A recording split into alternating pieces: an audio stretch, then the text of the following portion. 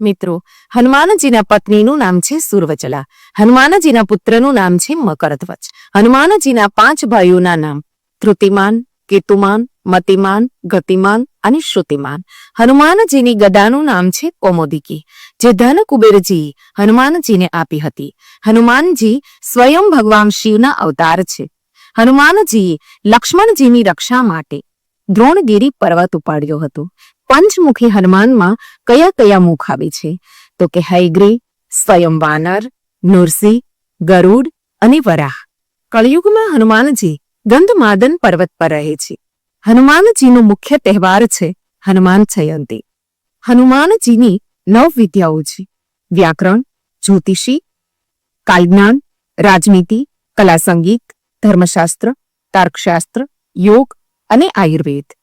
હનુમાનજીનો જન્મ ક્યાં થયો હતો તે કમેન્ટ કરીને જણાવો. જય બજરંગબલી.